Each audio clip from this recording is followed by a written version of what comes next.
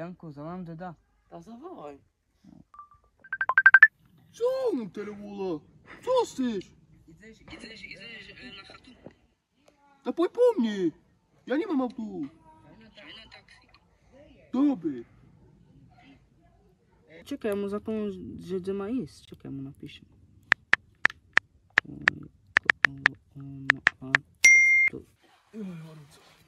Joj, dede, máš toto fen horúco mi. Ne. Snad nie je. Horúco ten Pač pišta. tam taxík, dedu. Poď. No. Že sme prišli. No. No, kde sa chce ísť? Masa čala 1 na 5-6. Dobre. Kto mi píše teraz? Môže píšť, a detku. Kde som? Už idem. Na taxi. Na čo vás doma prišlo? Co tam robíte? Tam máme chatu. Pištová chata.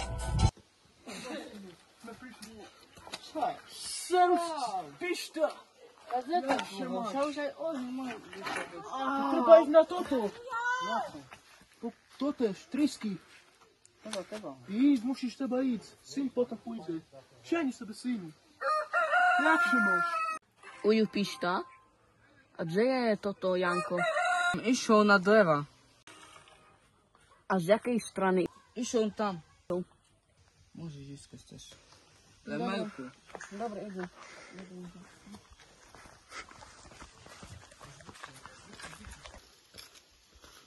Janko?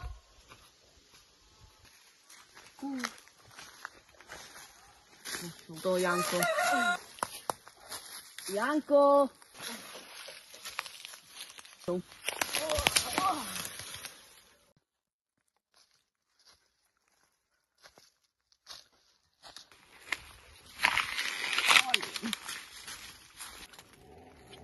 Jakub?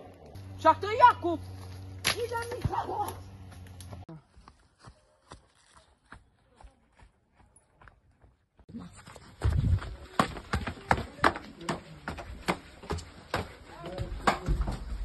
Jakub się stracił. Szedł coś.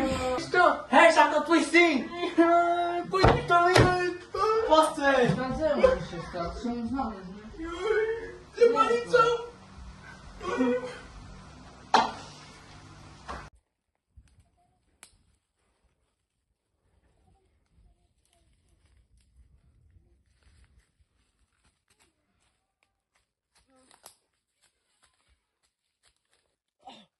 Ej, to co wy tak uciekacie?